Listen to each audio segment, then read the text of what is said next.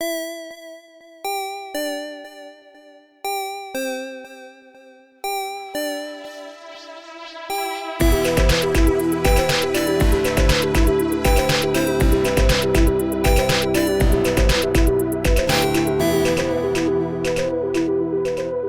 everybody, Rev here. I would like to ask you all to stay tuned after the episode for a few announcements, including the winners of our cosplay contest. It's time to let the recap roll. The place that we're going to go is the Eastern State Penitentiary. There's an item there that I've heard is almost like a holy relic. So it looks like they do daytime tours and nighttime tours. So I say we hop in on a daytime tour so that we can walk around, look at the place, figure out a plan, and also I can cover some ground to get us back to. So the tour guide, who is like a scrawny, redheaded 19-year-old kid, got a backpack full of earbuds that he's handing out. He indicates up to these two large black gargoyles. These are Frank and Carson. They were placed here a long time after the prison closed. It's believed that they were here to keep all of the ghost prisoners of some of the most deadly people that were kept in this prison who died in the prison or were executed here, to keep those ghosts in check. All right, here I go. I'll hit you on mic when I am close to the chapel. Okay. And I'm going to try to climb this fence. So Tass, you leap over the fence and start making your way towards the chapel. As you come around the corner to cell block 5, the door in this cell block bursts open and an invisible force knocks you to the ground. And as you hit, you hear this loud screech coming from high above you. And then there is this flash of light. And in this burst, you can see the silhouette of a winged creature holding a humanoid figure by the neck and throwing it back inside the open cell block door. So Tash, you have just snuck around the corner of cell block 5, and as you did, one of the exits of the cell block was knocked open, and some invisible force knocked you to the side. And then there was a brief flash of light as you heard this scream from the air, and in the flash of light, you saw the silhouette of a gargoyle grabbing a humanoid figure by the neck and throwing it back in that open door. What are you doing? I'm sort of mouthing, "That was so metal." And I'm staying down on the ground and just creeping past this area to try to stay on my course. Yeah, so with your mixed success, you are able to get to the chapel, but you have seen activity going on the grounds already. Okay, so yeah, I'm just literally crawling around to like the far side of the chapel from where those doors are. I don't know. I'm thinking if they're going to still be patrolling, if I can stay low and get on that side, at least for the moment, maybe they won't spot me even if they're circling around. I'm hoping that their attention is on the door and things trying to get in and out of that. And then I will try to sort of think to Megan. Be advised, the gargoyles are out. They are invisible. I sort of saw flashes of them, but it attacked a spirit that was trying to get out, so they're loose. Before you come, open the chat room. Oh, yep. And I linked Jake in. They're loose. The gargoyles are out. I saw them manhandle one of the spirits trying to get out of 5, and they're sort of patrolling, so be advised. Okay. Sounds good. I will try to take us to Tass. All right, roll angel wings. 6. So there is a burst of magic as you vanish from this location and appear next to Tass. As you appear, you hear what Tass heard. Something screeching, diving from the air in your direction. And you take 3 points of damage, not armor defeating, as this heavy weight pounces onto your chest and knocks you to the ground. Are both of us here, though? Yes. Well, that's good. So Tass and Megan, you see Jake knocked to the ground by an invisible force, but in the wind you can hear wings flapping and something snarling. First thing is snapping my sight open to see if that makes it visible. It does. Okay. I am assuming I'm seeing the gargoyle. Yeah, and there's a strange moment when that vision powers on. It turns and looks at you as if it can sense that you're seeing it. Oh, God. It's like that moment in Justice League with Superman and the Flash. Oh, Jesus. Yep. I guess I'm going to try to knock this thing off of Jake. How? Just full turn, spin, and swing like the haft of the spear into its midsection. I think that as you start to do this, you can see that Jake is starting to be lifted up off of the ground. Roll protect someone. Okay. Against all odds, 10. All right, what's your extra effect? I think I want to hold the enemy back. Yeah, you swipe the butt end of the spear at the gargoyle, and it drops Jake and moves backwards and flies up a little bit, trying to figure out how to get around your reach. But for the moment, it is held kind of in a stalemate with you. Megan. Having that conversation we had earlier about not really wanting to fight these things if we don't have to, I'm going to try to tune in. All right, roll it. 10. All right, you get a hold 3. Where is the creature right now? Yeah, I think opening up your mind to it, you can't physically see it right now, but you do instinctively know where it is because of how loud you're picking up its thoughts. And so I think you can, we've done this before. You've used people's thoughts kind of as a homing device. And so I think you can do that with this invisible creature. So you get a sense of where it is in front of Tass in the air. What is it planning to do right now? It needs to get Jake back inside because it believes that he came out. There was a flash of magic, and magic only happens when inmates break out of the cell block. Who does it regard as its biggest threat? As of this moment, it doesn't. And I don't think that that is a dig at what anyone has done. You're not sure that this thing perceives threat versus job. Like, there is not threat, there is just the job. Yeah, then I just yell out to everyone. It responds to magic. It saw Jake use magic, and so it thinks that he needs to get back inside. It doesn't want to fight us. It doesn't think to fight anyone. It's doing its job. Oh shit, okay. Maybe Jake just run inside, and then once it has calmed down, teleport back to us. Isn't inside full of the ghosts of a lot of homicidal inmates? I don't know what else to do to get this thing off, or I Can we go in the chapel? Yeah, we could try. Yeah, I mean, let's try it. I don't know if that counts as being, like, inside, or if it's going to try to fight to get you back. It's better than nothing. Let's go. I'm gonna run to the doors of the chapel and try to get inside. All right, roll act under pressure. Can I try and jinx to help him out? Sure, roll jinx. That's a 9. All right, you get a hold 1. Okay, so Megan, what are you doing to help Jake out? Yeah, if this thing is distracted by magic, I think I'm just kind of bringing up some of that energy that I use and the kind of pink-purple energy that swirls around me to try and distract it, draw its attention with magic in a different way. All right, so Jake, you get a +1. Roll act under pressure. Grand total of a 9. Ooh, can I try to help out? Sure. I think if this thing is trying to take its opportunity, even distracted by Megan, if it's still focusing on Jake at all, I'm still using the butt of the spear to just try to knock it off course, like just hit it in the shoulder, hit it in the wing, whatever I can. All right, roll help out. 11. All right, so Jake, that gets you up to a 10. So the three of you are able to get inside of the chapel and close the door behind you. As you close the door, you do feel the door starting to shake as something pounds against it. Is this a situation where I could take something and slide it through the door handles or whatever to block it? Sure. I'll grab a candelabra or something from the chapel and... Yeah, no problem. Perfect. Oh, yep. Definitely looks like it still knows you're in here. Let's try to find what we need. Hopefully it's here. Yeah, let's go. So you all run inside of the chapel and begin to look around. From outside, you hear that screech of the gargoyle again, and you hear it answered. And when you hear it answered, you hear something thud onto the roof, and there's heavy footsteps on the roof. What are y'all doing? I mean, I'm just looking around to see if anything sticks out as an important item or even a clue to what that item might be, if it's something in the chapel at all. I think I'm also shouting to Jake, can you do your chain off the doors thing or whatever so that stuff can't get in? Yeah, I want to start kind of moving around, following along the walls and starting to do an incantation here in this building. All right, Jake, roll use magic.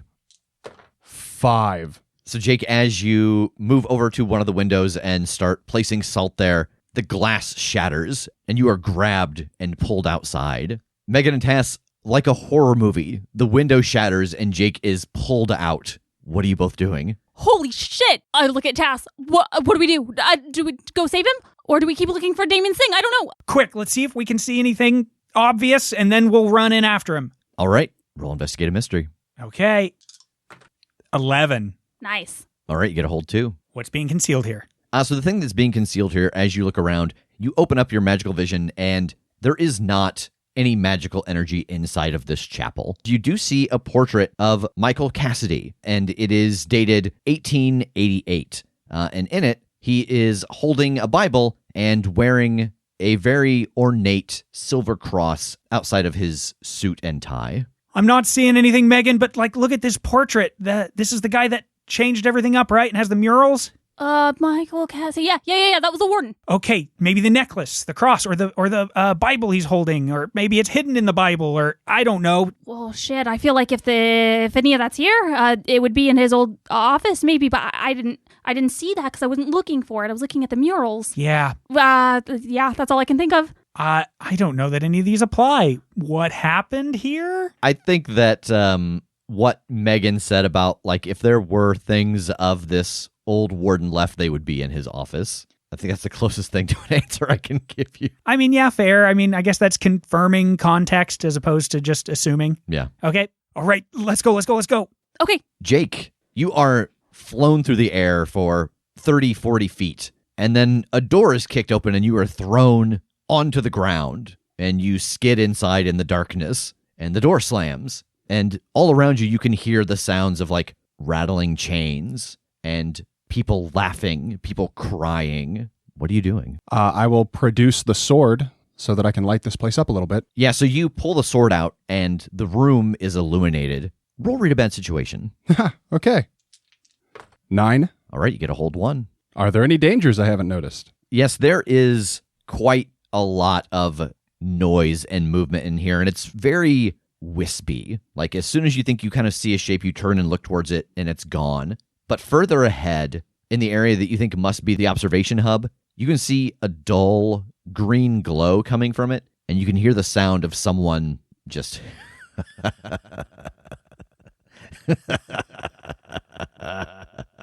Goody. I want to try to just teleport back to Tass. You vanish from here, and you appear behind Tass, who is sprinting away from you towards the door that you just thrown into. What are we doing? Oh my God. Oh, shit. Are you okay? Yeah, they threw me in there, and it's very ghosty, and I think you talked about the warden who, like, took too much pleasure in this. I can hear somebody just cackling in the hub, so I think he might be in there. No. It was a guard. It was a guard that took too much pleasure. That was the tower that, like, magically appeared and stuff. He said maybe that was a guard who took too much pleasure. But you're right. The warden's where we need to go. Okay. Do you want me to try and just get us there, or should we run? Should we walk? I think every time I teleport, I'm a magical flare for gargoyles, and I'm looking around and listening for more wings and screeches. Yeah, I think if we can run through, let's try. Okay. All right. Everybody roll act under pressure to sprint your way through the haunted residence of Cell Block 5.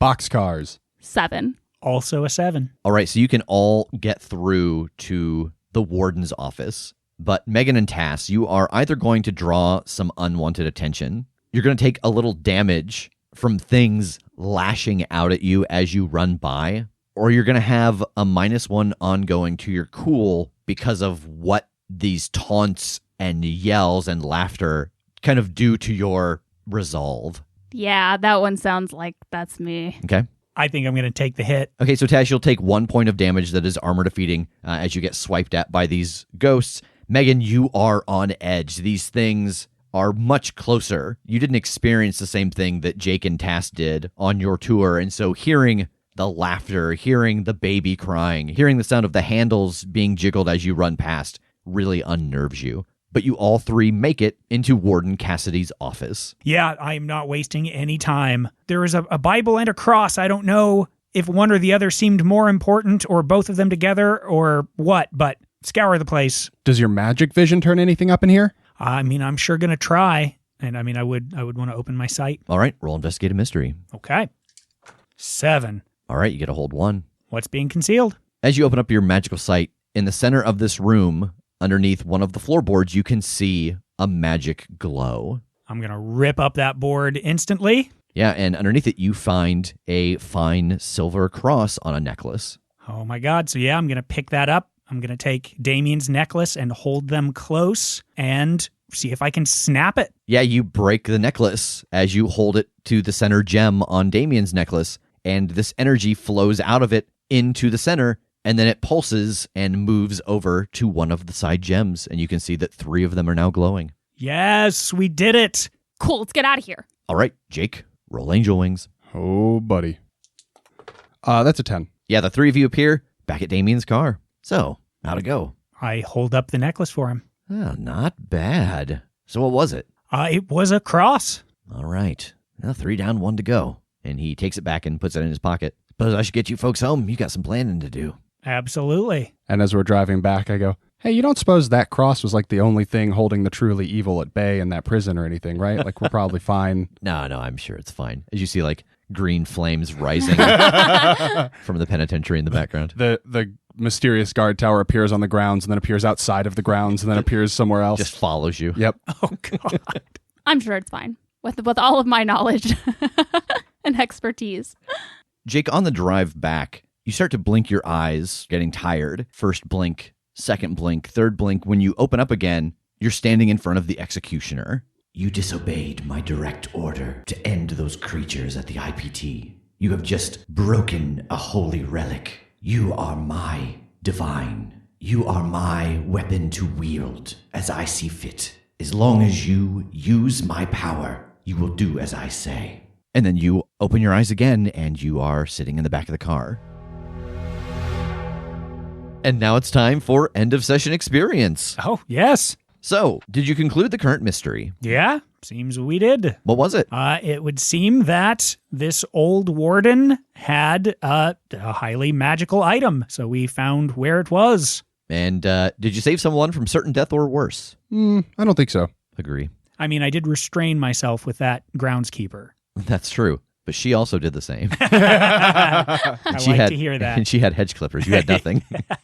Did we learn something new and important about the world? I mean, we proved the legitimacy of the hauntings of this penitentiary. And did we learn something new and important about one of the hunters? I don't think so. So everybody gets 1 point of experience. I level up. Nice. All right, what are you going to take? Man, I qualify for advanced improvements now, and I am going to change this hunter to a new type. Oh, like you're going to do a playbook shift? I'm going to do a playbook shift on purpose of my own of my own design. I think I'm sorry. I'm not a good executioner. I mean, he knows that. I know that. I'm not a good ward of the executioner, but also I don't like ultimatums very much. Yeah. So I think that I kind of, when I get the chance, I will take the moment to like officially, in air quotes, give up the sword and the armor, like set them aside in a way that it is clear that I'm giving that life up, and I'm going to switch to the spell slinger. I will go full into the wizard magics. You know, we have not had this happen on the show yet where someone changed their playbook through picking a level up move. Mm-hmm. And so we talked with Michael Sands about this actually. So when you change playbooks, in his mind, you would keep any moves that you had picked on level up that are like, pick another move from a different playbook. You would keep those. Theoretically, you keep anything that, that were existing improvements that you took that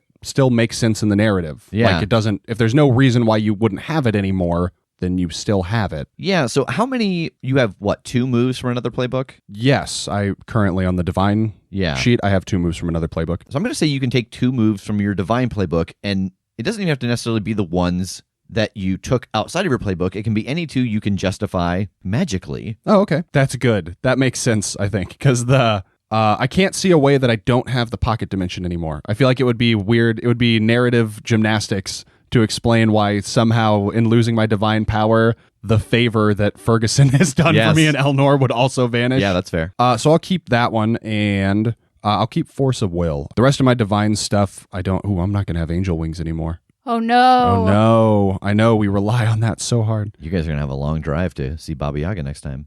Oh, God. Oof. It's okay. I have a moped. I mean, I could probably, maybe in the future, I can justify that via magic. And what are the moves that you get from the Spellslinger? Well, I get combat magic, which is nice. So when I use spells to kick some ass, so I get to pick 3 options from that one. They're broken into bases and effects. I will take the blast base, which is 2 harm, magic, close, obvious, loud. For the effects, I'm going to take fire, which is add 2 harm fire to a base. If you get a 10+ on a combat magic roll, the fire won't spread. And I will take lightning. It says lightning or entropy. I don't know if that's just like a choice I make right now, or if that's like anytime I do it, it's either lightning or entropy, but it's +1 harm messy to a base. I feel like the theme of this will be like figuring out how magically to do things that are kind of have been in my blood for a while here. Yeah. So I'm still kind of harnessing fire and lightning, because those are things I've harnessed in the past. It comes with tools and techniques, so the things I need to use combat magic, I'm going to go with, I got to pick 3 of them. So I'm going to get rid of consumables. I don't want to use like powders and oils and stuff. So foci, gestures, and incantations. And then for the ones I get to pick 3, I will do enchanted clothing. So I get a little armor. It's not technically armor. It's just -1 harm from anything that tries to get through that. I will do shield spell. So I'll have to focus on the protect someone move a little bit more now. And I will do could have been worse. So if I miss a use magic, I can either have it fizzle out, or I can still have it work, but I'm going to take all the glitches but one of my choice.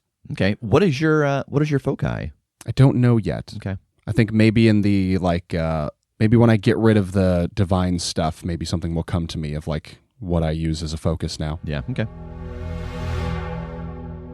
All right. So we find the 3 of you on the top side of the subterranean layer. Damien has just stopped the car to drop you off. Let me know when it's time for and I'll be there because, I got a bit of a exchange to do. Yeah, it'll be pretty soon here, maybe a week. All right. Thanks again, man. Really. No, thank you. I'll see y'all later. And he pulls off down the alley and drives away.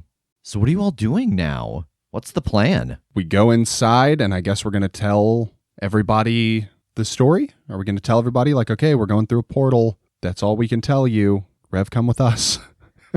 Yeah, what are we going to do about Rev as far as we need him somewhere safe because he knows, but if we suddenly disappear, it's explainable because we went through this portal, and just didn't come back, but Rev also kind of has to disappear. Well, if the plan is to make sure that the castle is fortified and hidden, we see if he wants to come with us down there, maybe even help Grandpa with all the preparations, and then he has a safe place to be away from the chaos that's going to ensue. Hell, I don't really know how this works, but I could even make sure he has the spear, too, if he has to go anywhere. I don't know that if I let this energy loose that the spear will still hide him, but it might. I mean, it's better than nothing. Yeah, I feel like because we've just moved headquarters into what was his house, I feel like, now would be a decent time to just be like, hey, we can move you again. Like, you don't have to just live here now with all of the headquarters people. And then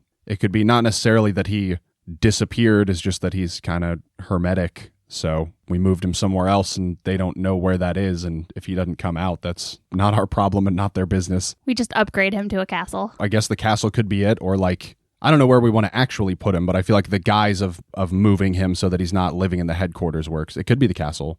I feel like that's pretty safe and out of the way. Yeah, I mean, the alternative is like another dimension, but then he would really be stuck there. Also, I can't take him anywhere. Well, we've got a doorknob. We could like go put him in the tavern for the rest of eternity.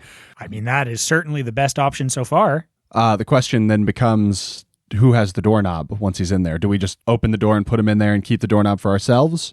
Oh, good call. I mean, Trog did say that they. I don't know if they have a bunch like behind the bar. They're in a box behind the bar, next to the glassware, next to the lost and found. I mean, we could always at least take him there and ask and see what the situation is before we make a decision on that. Yeah, all right, let's do that. Okay, let's go have this talk with everybody then. All right, so you all head down into the subterranean lair. As before, Rev is there with Jingles and Anastasia and Lana. Hey, everybody. So we've been out getting some errands done, and we think we have a lead, but we can't really talk about it. So we're going through another portal, and hopefully we're going to get some stuff done. I think we're going to need Rev for this one, though, if you're up for it. You see that there's a brief moment where Rev almost like, well, the portals, but then he remembers what you said to him. Oh, yeah, no problem. Let me pack a bag?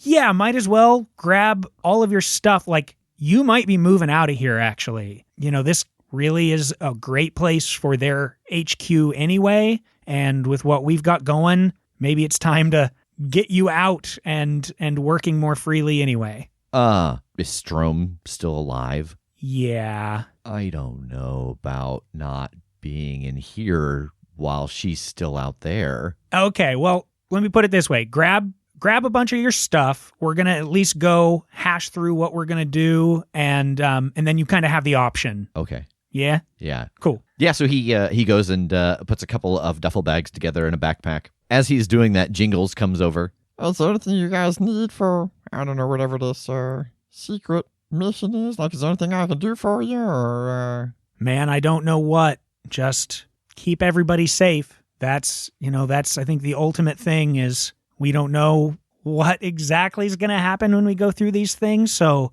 just when it comes down to it, just keep you all safe. Priority one, you know? Yeah, do you the portal's here. Did you find another one? Like another machine? I don't really want to talk about it. What I can tell you is that it's something that works differently than what we have, and that's kind of what we need. So that's what we're going to go with. Oh, shit. All right, man. Yeah. It's one of those things where if things go wrong, we don't want to leave leads behind on what's going on. Since you guys can't really help us with it in the immediate, we might as well do plausible deniability, right? Yeah, all right. Definitely look forward to talking it all over when we get back. Yeah. Yeah, okay. And he goes back over to the computer and sits down. While everybody's kind of making arrangements and getting ready to go, I think I am going to step away into one of the back rooms or one of the storage areas in here, and I'm going to try to communicate a message in a non-reverent way that I'm giving up the divine power. So I think that because you are essentially trying to resign this position, you instinctively know how to give them that message, because early on, it was such a big deal about the sword and the armor, their symbols, they're important. You know that the way to communicate this message to the executioner would be to plunge the blade through the armor. Then I will do that. So you stab this blade down into the executioner's armor, and the whole thing melts into a pile of slag, and you feel all of this power rushing out of your body. It's very draining. And this pile of slag continues to burn and burn. And when it's done, all that is left is your original prop cosplay Thor hammer. Yeah, I think I pick that up and kind of turn it over in my hands. Yeah, the head of it's pretty melty. I'm going to try and snap the handle off at the head. I think that's going to be my focus. I think I will keep the handle of the hammer, the wood, kind of as a baton, not quite a staff and not quite a wand, but somewhere in between. That'll be the focus that I use to channel my magic through. Okay. What does this look like? Is it wrapped in leather? Does it have a thing that goes around your wrist? It looks kind of like the handle of Mjolnir. It's a foot long. It's, I think it was probably a hardwood dowel that is wrapped in leather and kind of detailed to make it look a little bit fancier. I think, the one end probably does just kind of look broken now. The end that was the base still looks nice, but the end that was attached to the head probably looks kind of shitty, and that's okay. So after you finish this up, Rev actually comes back into this room and grabs a few things. Everything all right? Yeah, I think everything's pretty good. All right. You ready? Yep. And I guess I'll grab some clothes that I have here that I've left behind here and get changed out into a street-appropriate look. Yeah, so Megan and Tass, as you're hanging out in the main room of the subterranean lair, Jake and Rev come out, and Jake is very dressed down. I think I track it, but I don't want to ask in front of everybody, so... All right, boys, you ready? Yeah. Where are my keys? Oh, here you go. And Anastasia reaches into her leather jacket and throws them to you. Why did you... Never mind. I'm not worried about it. Is it in good shape? Yeah. Okay. Good luck. Thanks, you too. Thanks for all your help with all this. And just with everything. Thanks. This is bad, isn't it? You're living in the same world we are. You know it's all bad. And she looks over at Lana. Turns out things can get better.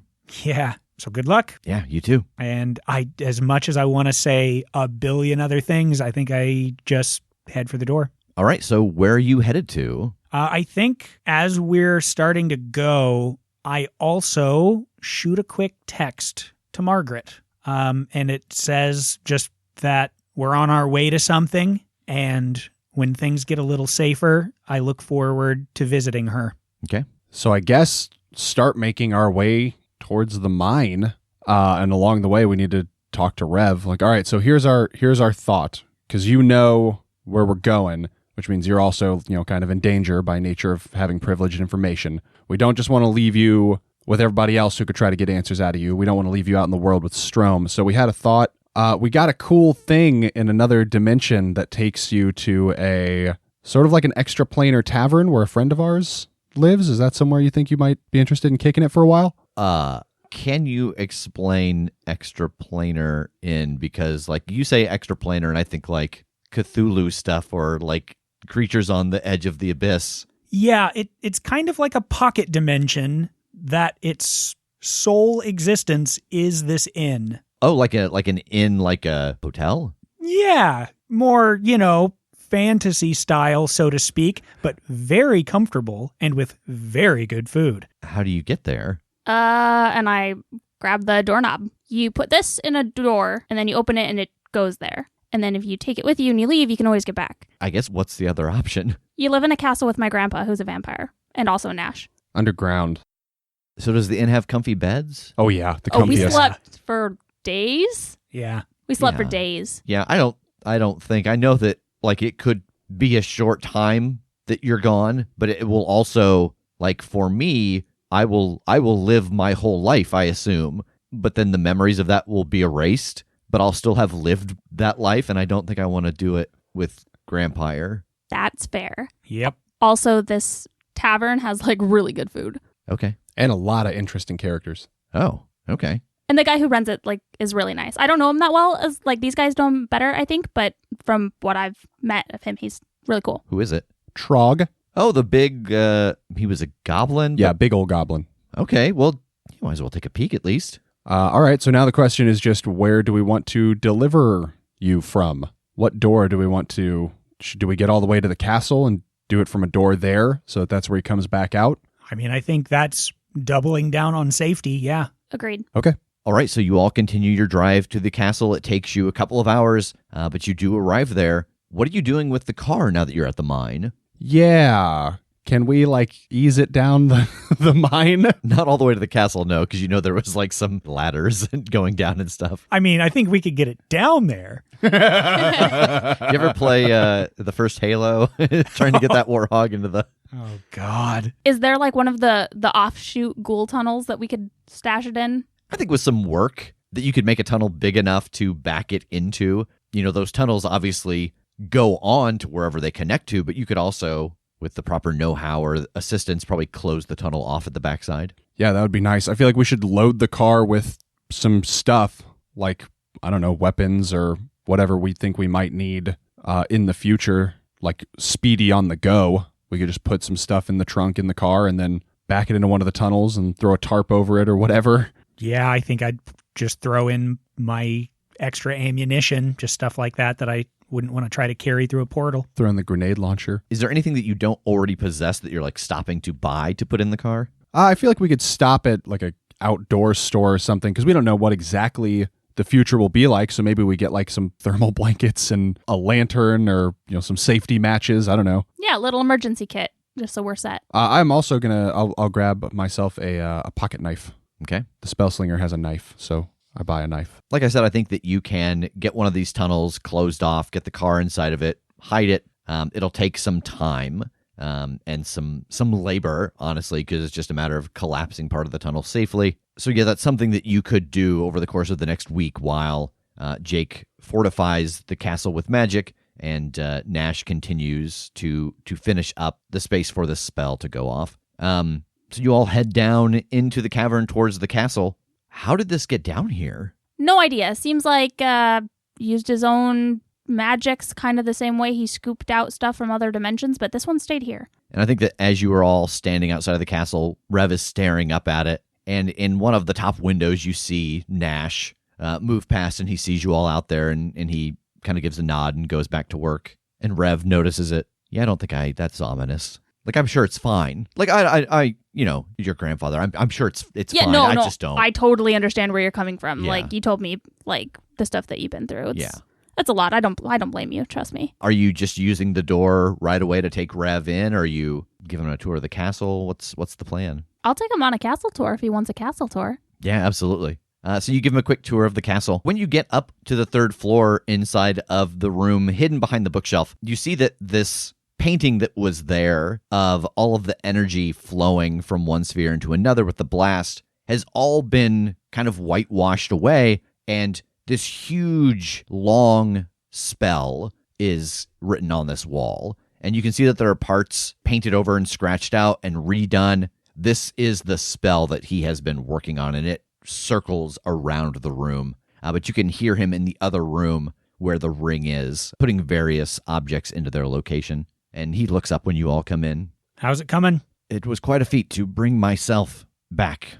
Even larger one to send multiple people forward and keep it open. How much longer are we thinking? I would say about 6 days. All right. We're going to get to work preparing the rest of what we need, and let us know if you need anything. I will, thank you. Rev, you ready to punch your Monster Hunter card for dimension hopping? Yes. Nice. And I'll lead him down out of this area and find just one of the kind of basic doors and get the handle off. Okay. Yeah, you take the handle off and you put the magic silver doorknob in and it swings open. Again, you have that familiar sound of music, the smell of cooking chicken, and a fair number of voices inside. It's normally pretty quiet, but there's a lot of raucous activity going on. Oh, rambunctious today, huh? Seems that way. Let's go take a look. Yeah. So the four of you enter, and Rev kind of hesitates as he passes through and feels no ill effect and continues to follow you. As you all come around the corner into the tavern proper, you see that Landara is there, and she is standing on top of a table, and she is holding a very large head in one hand. It has 2 mouths and 6 eyes, and long antennas coming out of the top, and its skin is this puckered red. And there is just green goo dripping from its mouth. And she is in the midst of telling a story to the surrounding people. And they said that the queen was going to be the hardest one to kill. She wasn't the hardest one to kill, but she was the hardest one to find. And everybody kind of cheers and laughs and applauds. And she steps down off of the table and drops this head onto the tavern floor. Oh, man. Oh, hey, how are you? Hi. Trog mentioned you, blue hair. You're their friend. Yep. You are... Landara. Landara, right. That was super cool. Yeah, it was a lot of fun. What is it? Remember that I told you about that planet that was having the issue with, like, the underground insect people? Yeah. This was their queen. Cool. So you tied that bow? Yeah. Nice. Solved that problem, made a little money, got to stretch my legs for a while. Who's your friend?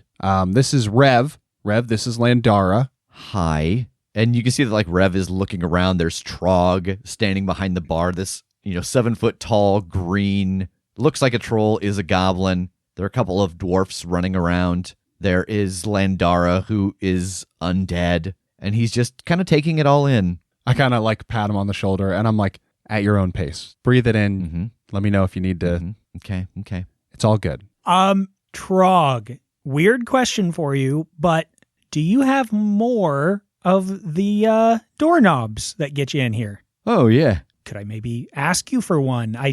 We don't want to leave him here without the option of being able to kind of come and go at his leisure if he needs to, but we would love to have one for just in case. Yeah, of course. That's awesome. Thank you so much. I think I'll look at Rev. You feeling better about this? I feel like I'm either in a video game or a book or Tales from the Floating Vagabond. Oh, good one. Good Oh, pull. this is like Tales from the... Okay. Yeah. I think I'm okay. Awesome. Good. So I will either see you all... Well, no, I'll never see you again until I do. Yeah, you will. And You then I will won't. both never see us again, and also see us again in probably like a couple of weeks or something. Yeah. Wow, I probably should have mentioned this in the first place, but time does work a little differently here too. I think it's about an hour to a day ratio, which means that you'll be here a little longer than we'll be gone. So we're going to try to keep our stuff tight over there, but I just don't know exactly how long we'll be gone. Oh, so is this like the place where Jake was stuck when TJ and I were building? It's not exactly. It's kind of like adjacent to, but the time seems to work the same way. Okay, so if you guys think you're going to be gone a couple weeks, I'll be here a couple years. Yeah. As long as you're here, you could always pop back to the castle Oh, and be right. back in our same time, but then you're not safe here. Yeah. You could even maybe follow other people through their doors Uh-huh. as they go places and check some stuff out and then use your doorknob to get back here. Really? Maybe. I don't know. You might have to ask Trog exactly how that works. I'm Yeah. kind of spitballing. Don't know how time works in other places necessarily, so you might end up with all kinds of weird timelines. Yeah, I'd say maybe don't do a ton of that though, because remember what we talked about with Grandpa Tincher is the more he jumped around, he started to kind of lose himself a little bit. Mm. So I think a place like this to ours and back isn't really going to do anything for you, but jumping and jumping and jumping again probably isn't a good idea. Yeah. Forget what I said. All right, well, let me set my stuff down. Do you want some help, like setting up the stuff at the castle? If I'm going to pop back in and check on the castle every now and then, I guess I should at least have a conversation with Grandpire, and so it's not like just, I didn't want to see you. I was just seeing if they're back. Okay, bye. Yeah, man. I mean, even at the very least, now that you're acquainted here and know you'll be coming, like, hang out with us for the week so that however many hours doesn't translate to a big stretch of time. You know what I mean? Right, because I'd be here like 4 months while you got ready to leave. Also, like, we never get to hang out, so, like, this is like a time that's safe. We got shit we got to do, but we could all hang out. Okay. Where should I put my stuff? And Trog gestures behind him. We got a couple of rooms here for workers in the back. That way you're not sharing a room with folks. Okay. So Rev goes and unpacks his stuff and follows you all back through the portal to the castle. So I think now we're kind of in a bit of overview time. You've got 6 days till he says he's going to be finished with this spell. I know that there was talk of working with the tunnels to hide the car. Jake wants to put up some wards and magical defenses. Is there anything else you all want to be doing during this time? I don't think so. So Jake, as you and Rev go around the castle, setting up these wards, it takes the bulk of that time that is left, but you're able to put up the same kind of wards that are in the IPT to make it so that folks cannot teleport directly inside of the castle. Things that are on your list of, well, not vampires, but other kinds of creatures cannot pass through the barrier.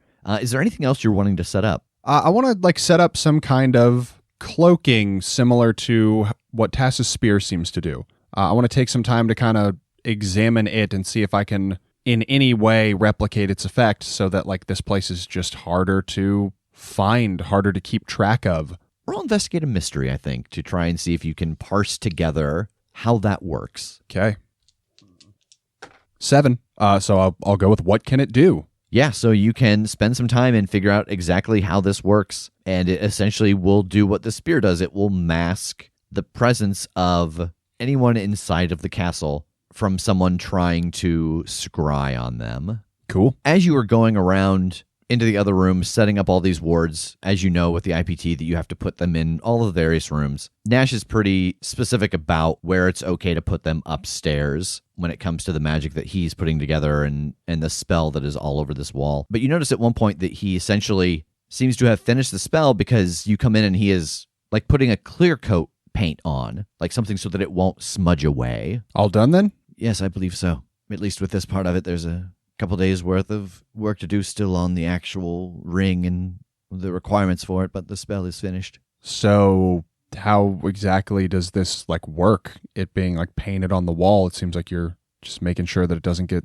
smudged or dirty or something. Yes, this room will essentially become a place where the spell is continually cast, like a loop, so that portal stays open. Okay. Is there anything else you want me to do in or for this room specifically then to kind of keep it preserved or safe? Yes, I know that they were talking about working with some demolition tools to deal with the tunnels. Actually, if you could knock the wall out from the study into the actual room where the spell will happen, that way no one has to pass through here once the spell is activated. I'm not sure the ramifications of that. Yeah, I'll throw that on the task list.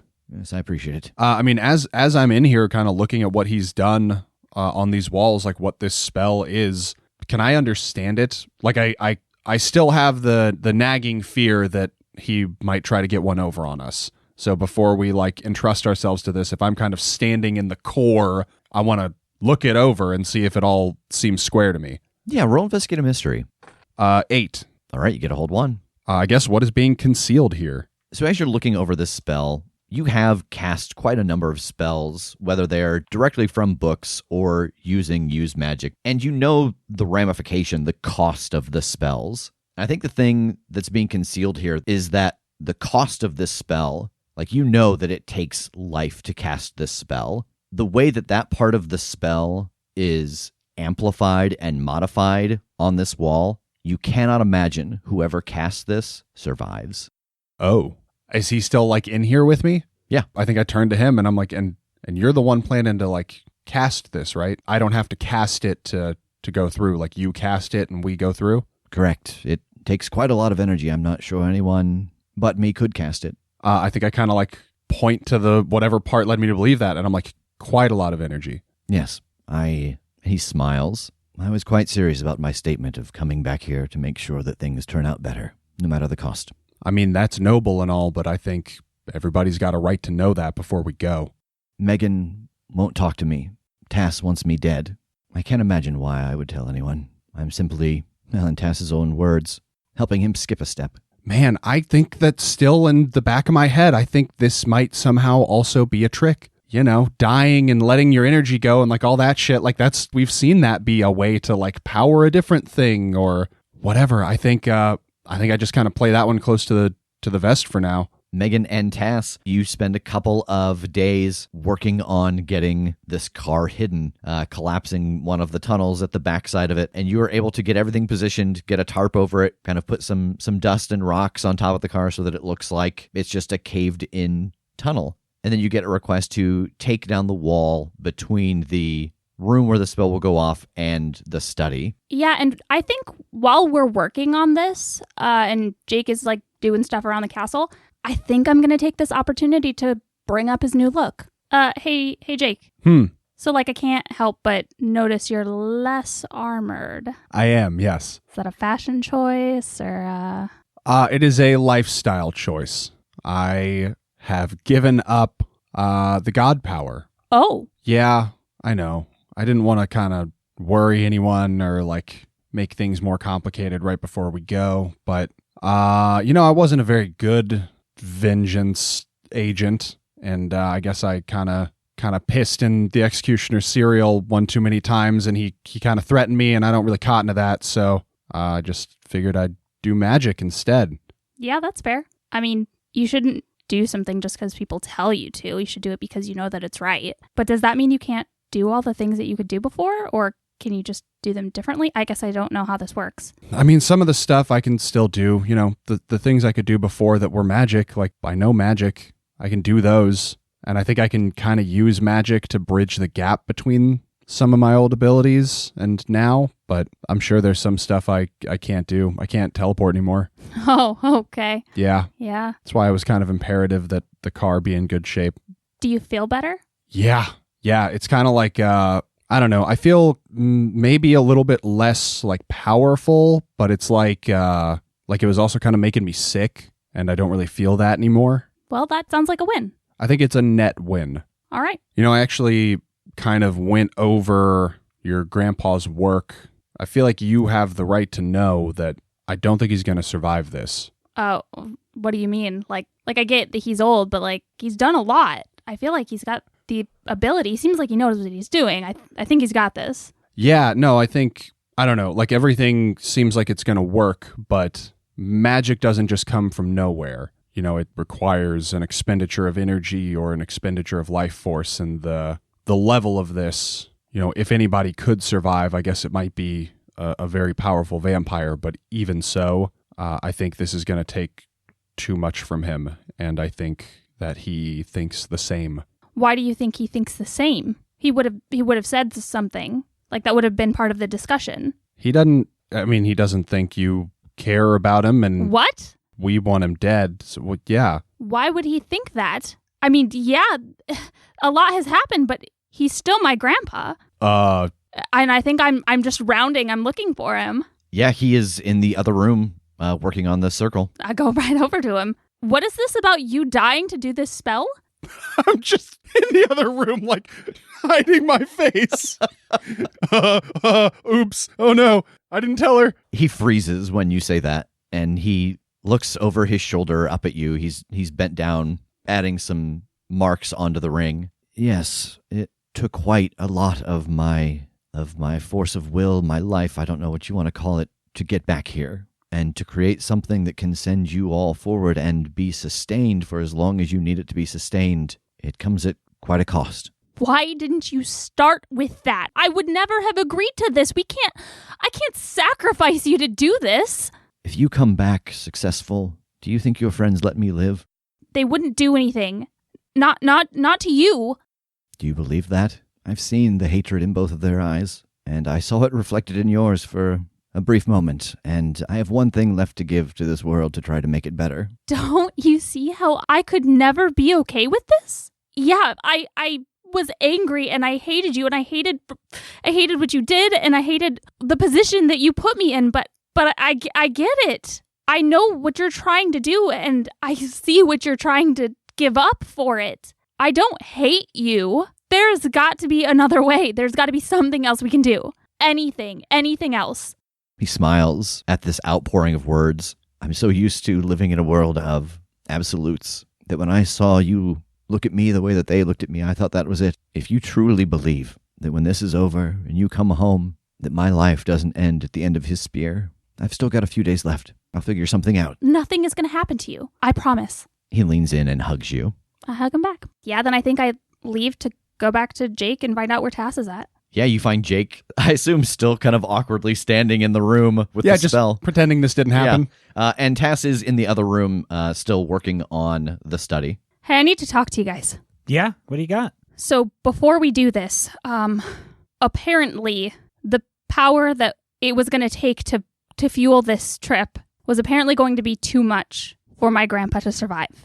And he seemed to be okay with that, but I'm not. And he said he's going to figure it out so that doesn't happen. But he doesn't believe that if we make it back, you're going to let him live anyway. And I'd like to think that that's not true, but I need to know that from you as well. Wow. Yeah. Look, it's not exactly a secret. Well, how I feel about it anyway. I'm not going to speak for Jake, but this guy, this isn't the one that we're after. I don't trust him entirely, but I trust him enough. Everything that he's said tracks. He genuinely wants to make a difference. I don't love it. I don't love the circumstance. But if nothing else, my respect for you 100% would stop me from doing something like that. I'm not going to lie about it. I'm waiting for the other shoe to drop. But I think that's more just how I think now in everything that we've had to deal with Nash. I'll admit it. I have thought it, and I haven't said it out loud, and it's even going to feel icky saying, but I genuinely don't think he's going to betray us. Man, I don't think I agree with you. I think I cannot shake the notion that he's going to betray us. Maybe not at this step, maybe at the next one, maybe way down the line, I don't know, but I don't think there will ever be a time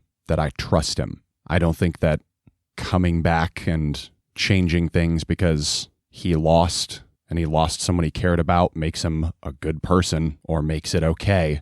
I think he will perpetually be on thin ice with me, but as long as he doesn't break it, I won't do anything about it.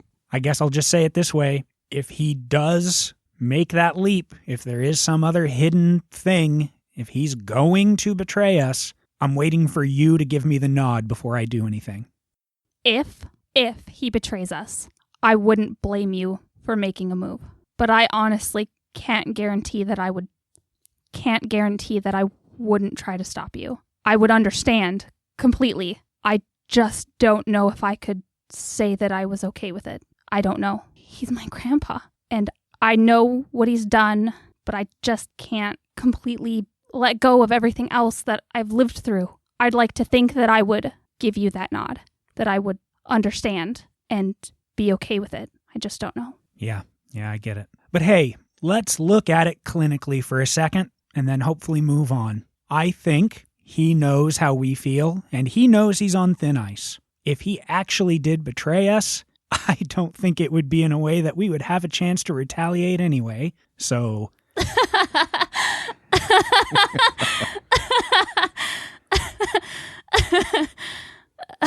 Yeah, that's a good point. That's a good point. Uh-huh. So either it's not an issue or it's not an issue.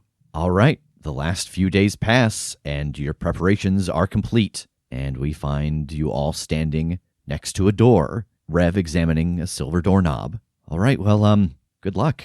I'll see you a couple months, years. I mean, I will never see you again, but I will see you again, hopefully. Yeah, ooh, that was some mental cartwheels.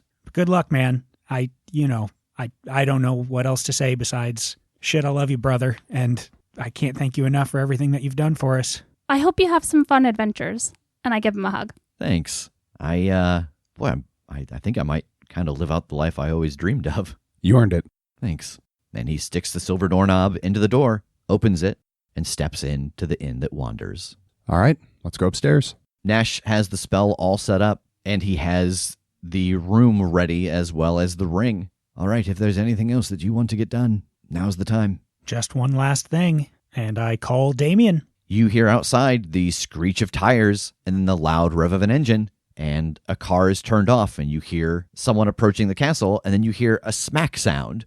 Oh, the hell is that? Sorry. Fucking force field or something? Yeah, be right out.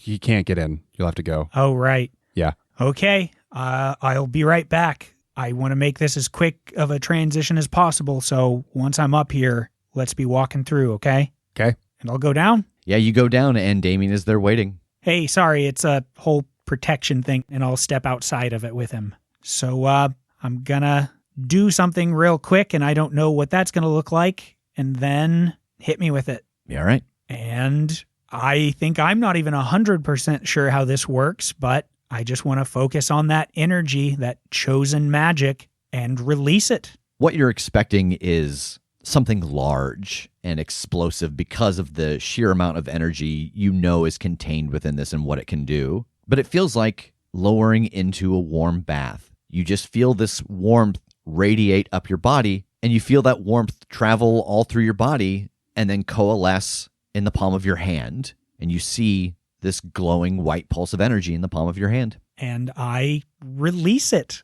As you do, it darts out of this cavern and away. Huh. I was expecting something a little more showy than that. You know, I wasn't really sure what to expect. All right, well, here we go. And Damien reaches into his leather jacket and pulls out a long metal chain that looks familiar. It is the chain that he got from Strome's. Oh, okay. And I take it. As you reach out to grab it, you see that the links start to glow molten. And as you touch it for a moment, it burns your hand. But then you feel all of that skin toughen up. And your skin kind of shifts for a moment, slightly gray, and then back to its normal hue. But you do feel pressure at the top of your head as two small horns protrude from your forehead. Whoa. Welcome to the club. Thanks. This feels weird. Yeah. I know it's technically a deal, but thanks. Yeah. Good luck, man. You too. I really want this to work out so that we can come back and finish the deal. Me too. All right. Good luck. And I'm gonna turn to start walking back in. You pass through the barrier into the castle, and for a brief moment you feel resistance, and then it becomes a headache. Like it feels bad being in here. Oh, the barrier. God. I press through. If it just feels like resistance and not full stop, I want to keep moving. You push your way through back to the third floor, and as you arrive, Nash nods. We all set? Yeah. Nash indicates for you all to step into the ring, and then he moves to the far side of the room and begins to recite the spell. As he does, energy flows out of the adjoining room and into him, and you can hear the sound of his voice repeating from the other room. As the number of his repeating voices double, then triple, his words become more labored as you can see all the lines in his aged face deepening and the color of his skin becoming paler and paler. Without breaking his recitation, he reaches a hand down into his coat pocket and pulls out a small hypodermic needle, the contents red and shimmering. He looks at you, Megan, and gives you a reassuring smile, then injects himself in the arm with the contents of the needle. The vitality flows back into him as his hair darkens and his skin flushes. The chorus of chants grows more numerous and louder as you watch this tug of war between the spell's life-draining cost and the werewolf serum's regenerative properties. With one final movement, Nash opens his hand towards the room filled with a cacophony of voices and bends down and lays the other hand on the metal ring inlaid into the floor. And then you are gone. You've all traveled through portals before, that feeling of falling, but this is different. It feels like you're being pushed, rocketed forward as if tied to the front of a bullet train. Waves of energy bombard you, and you can feel it flowing into you, changing you, breaking you apart, and rebuilding you. There's a flash of light, and then you tumble to the cold stone floor. You fight to regain your breath, and as you do, the lights of the room kick on. And in the entrance from the study stands a petite young woman with long silver blonde hair, shuffling a deck of tarot cards with a practiced hand. She's wearing a short black dress with long sleeves and a high neckline. Stars and other celestial bodies decorate the silver belt at her waist, and around her neck is a long crystal necklace showing the 7 phases of the moon. Off by 30 seconds or so. I hope I'm not getting rusty. She calls over her shoulder. Hey, they're here! There's a brief pause, and then a man in his late 80s walks into the room with the assistance of a cane. He's dressed in dark pants and a long gray coat. He has thick glasses, a ring of wild white hair, and a metal clockwork hand. James Francis Tinchard gives you all a savage grin. Welcome to the Resistance.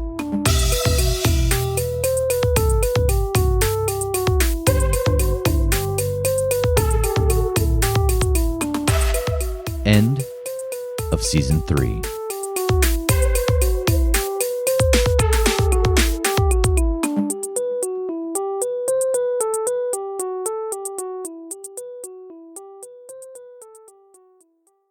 Well, hi, everybody. Welcome to the end of the episode. I have got a few different things to tell you about. The first, of course, is the winners of the cosplay contest to celebrate our 3rd anniversary. As always, the winners were drawn at random, and, well, I'm glad, because it would have been impossible to decide. We had a dress that was the burning Halifax Theater. We had Ferguson from Elnor. We even had Jeff and Eddie make an appearance. With all that said, the winner of the pile of goodies from my swag hoard is Amanda as Baba Yaga's Hut. The winner of the gift certificate to our merch store is Joe Riley as Trog, our favorite goblin chef. And the winner of the Game of Monster of the Week run by me for them and 3 of their friends is Susan as Anastasia, the current head of the IPT. Thank you again to everyone who entered and helped us celebrate our 3 years. And an interesting side note, today's episode is not only the end of Season 3, it is not only on the date that marks our 3-year anniversary, but it's also our 150th episode. All 3 at once, same episode. I couldn't have planned that if I tried.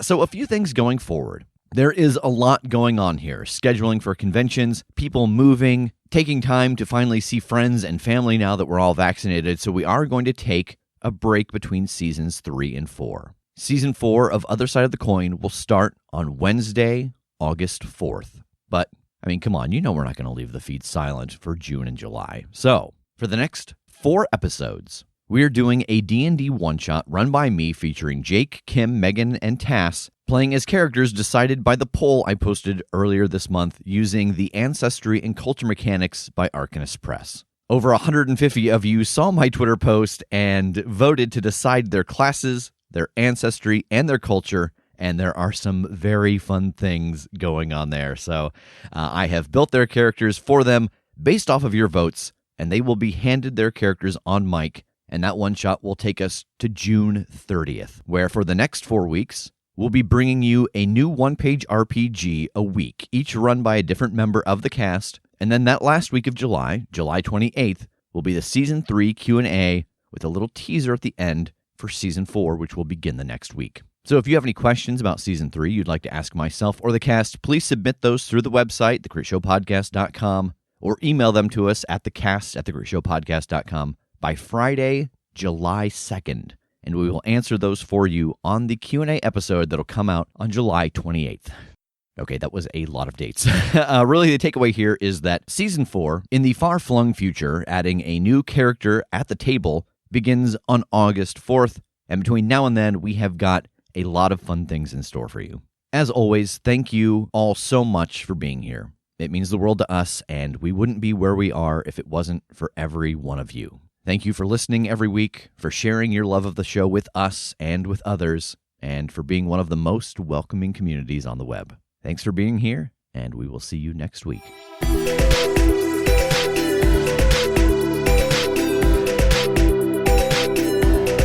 The Crit Show is a Critshow Studios production, edited and produced by Brandon Wentz with music by Jake Purley. You can find more information about us at theCritshowpodcast.com. To keep up to date with upcoming live shows, contests, and other special events, follow us at The Crit Show on Facebook, Instagram, and Twitter. For even more weekly content, join us at patreon.com/theCritShow.